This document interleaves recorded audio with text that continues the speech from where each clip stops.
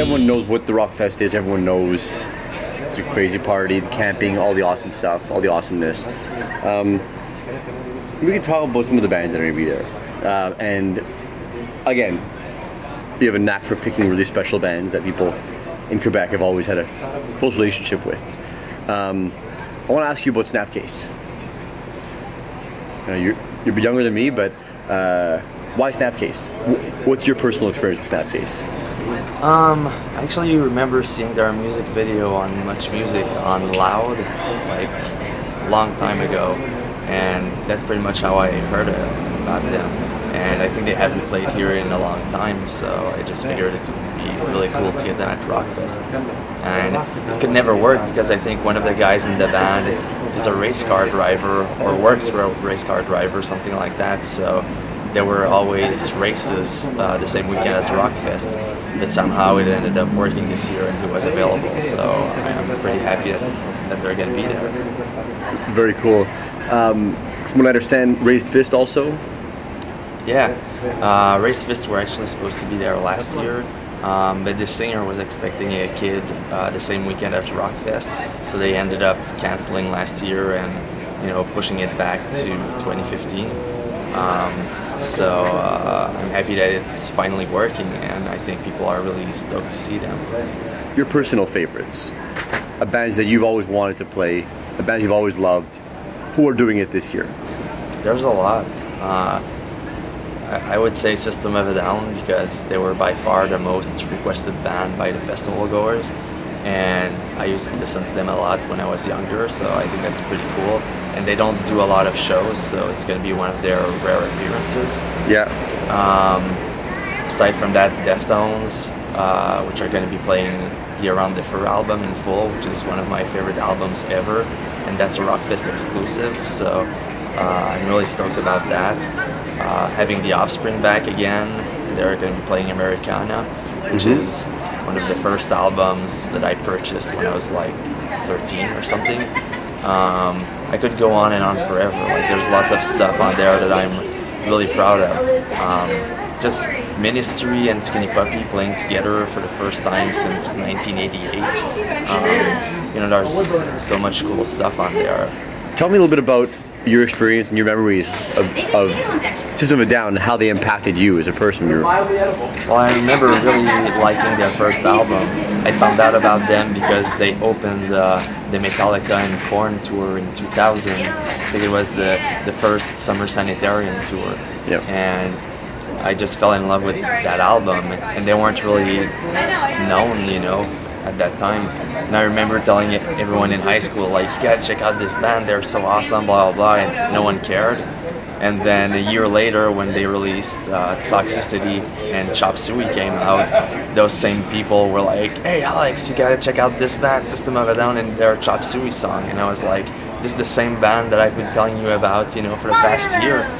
So I just remember, like, sometimes when you really like a more kind of underground band and they end up making it, you're part of you is happy for them, and part of you is like pissed off that all these random people now like them. But yeah, I mean, that Toxicity album was great too, and I've seen them a lot of times live, and I think it's really cool to have them at Rockfest finally. Yeah. Tenacious D also this year. What's your, I guess, sentiments on the Jack Black's efforts to bring back rock to the mainstream and Well, I think it's really cool to have them because it's actually going to be their first show ever in Quebec.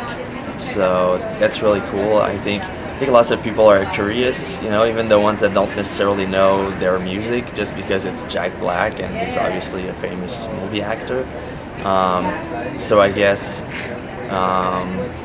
it's one of the things that are really unique at Rockfest this year because, as I said, they never played here, and I think it's going to be pretty funny. Yeah, for sure. Another big thing, Refused sold out at Metropolis on the reunion tour, now deciding to make a new record. Talk about the importance of having them on the lineup as well. I'm really stoked to have Refused. I've been trying to get them to reunite a second time for a while. So I think they're probably one of the coolest bands on the bill. And I think, you know, they're a really cult band, but at the same time, lots of mainstream people know them because of New Noise. Yeah. So I feel like it's gonna be probably one of the best shows of the weekend for sure. The hardcore bands, the tougher bands that are playing, always important that you have some tough bands there. Yeah.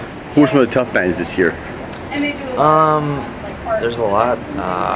Hatebreed, Cro-Mags, Slapshot. Those are the ones that come to mind.